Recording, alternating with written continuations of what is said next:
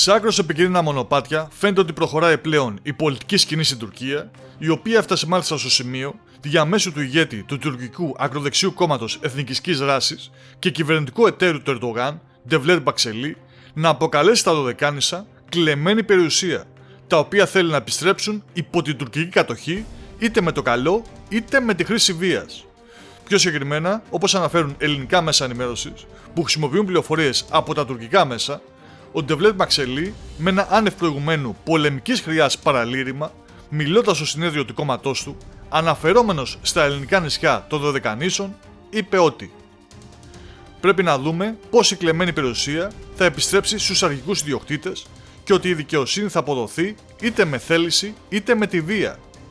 Τα Δωδεκάνησα τα σφετερίστηκαν από την Τουρκία. Καταπατήθηκαν με διάφορα κόλπα και με αδικίες σε βάρος της Τουρκίας. Είτε κοιτάξουμε αυτό το πρόβλημα στρατηγικά είτε από τη σκοπιά του δικαίου της καλής γειτονίας, το αποτέλεσμα δεν θα αλλάξει.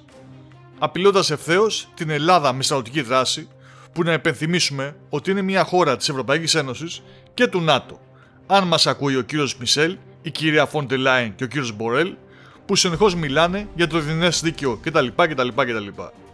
Φυσικά, τα ίδια εν μέρει λέει και ο Τούρκος Υπουργός Εξωτερικών Μevlut Çavuşoğlu, αναιρώντας όσα έχει δηλώσει κατά καιρούς ο Ταγίπ Ερντογάν, ότι δηλαδή η Τουρκία δεν έχει βλέψεις στα εδάφη άλλων χωρών.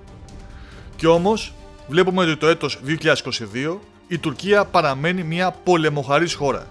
και αντί να σκέφτεται πώς ο λαός της θα ευδοκιμήσει και θα προοδέψει ειρηνικά, σχεδιάζει στρατιωτικές επιθέσεις σε άλλες χώρες και φυσικά με τη βοήθεια άλλων χωρών που τις προμηθεύουν σύγχρονο οπλισμό. Όπως η φίλη μας η Γερμανία που δίνει υποβρύχια, η φίλη μας η Ισπανία που τους κατασκευάζει αεροπλανοφόρο και που φυσικά και οι δυο τους σηκώνουν τους τόνους και μιλούν για τα ιδεώδη της δημοκρατίας και της ελευθερίας στην περίπτωση της Ουκρανίας, ξεχνώντας όμως την Ελλάδα. Όσο για τον κύριο Μπαξελί που μιλά για κλεμμένη ιδιοκτησία κτλ, να του υπενθυμίσουμε για άλλη μια φορά ότι σε αυτά τα νησιά κατοικούν Έλληνες περισσότερα από 3.000 χρόνια, πολύ πριν ακόμα φτάσουν οι Οθωμανοί στη Μικρά Ασία. Οπότε καλύτερα ας μην μιλάει για ιστορία και ιδιοκτήτες, ειδικά όταν τα περισσότερα τουριστικά αξιοθέατα στην Τουρκία που αποφέρουν τεράστια οικονομικά κέρδη είναι ελληνικά παύλα βυζαντινά.